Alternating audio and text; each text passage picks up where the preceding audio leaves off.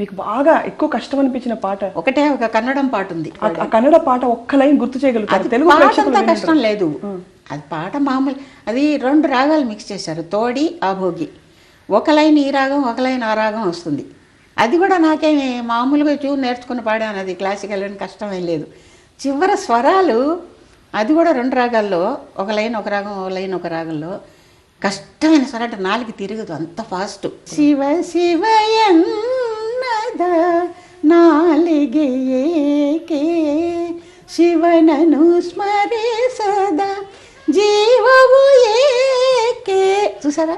శివ శివ, మళ్ళీ ఈ రాగం తోడి అభోగి ఫస్ట్. శివ శివ ఎన్నద నాలిగే ఏకే తోడి శివనను స్మరే సదా జీవవు ఏకే శివ శివ ఎన్నద నాలిగే ఏకే. 30 సంవత్సరాలుగా మీరు బ్రీదింగ్ ప్రాబ్లం ఉన్నా కూడా అసలు ఎలా అంత? నాకు 1962 నుంచి బ్రీతింగ్ ప్రాబ్లం, అంటే 47 ఏళ్ళ నుంచి ఆయాసం ఉంది. చాలా విపరీతంగా వస్తుంది. ఒకసారి ప్రాణం పోయే పరిస్థితి వస్తుంది. డెకాటన్ ఇంజక్షన్లు నరాల్లోకి ప్రాబ్లము.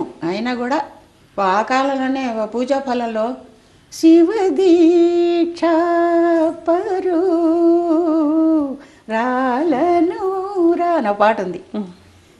ఎల్విజి లక్ష్మి డ్యాన్స్ చేస్తుంది, పగలే వెన్నెల ఉంటుంది అనుకోండి. పగలే వెన్నెల ఈ పాట నాకు ఆ రోజు ఆయాసం మీరు నమ్మరు, గుండె అట్టా బిగించుకుని ఎవ్వరికి తెలియదు బయటికి, అట్టా బిగించుకుని పాడాను అనమాట. ఆ పాట మీరు వింటే నాకు ఆయాసం ఉందని మీరు అనుకోరు. మరి శంకరాభరణంలో సామాజ వరగమన, అందులో అది అంతా ఇమాజినేషన్లో వేరే రకంగా అంతా పోతుంది. ఆ రోజు కూడా ఏమైంది, కొంచెం కడుపు నొప్పిగా ఉండింది ఆ రోజు రికార్డింగ్ అప్పుడు.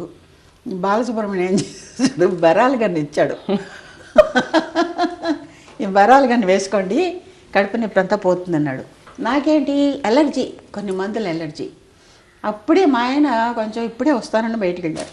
నేను ధైర్యం చేసి ఆ మాత్ర ఈయన ఏం కాదు వేసుకోండి, అలర్జీ లేదు ఏం లేదు, ఒకటే గొడవ చేశాడు. సరే చూద్దాం అని చెప్పి ఆ మాత్ర మింగేశా. అంతే 5 నిమిషాల్లో అయిపోయింది. గుండె అణచేసి ఊపిరాడకుండా కళ్ళు ఇట్టా ఉబ్బిపోయినాయి, ఇంతలా అయిపోతుంది. బాబా బాబా అట్టాగే పాడాను బిగించుకుని. ఈయన భయపడిపోయినాడు బాలసుబ్రహ్మణ్యం.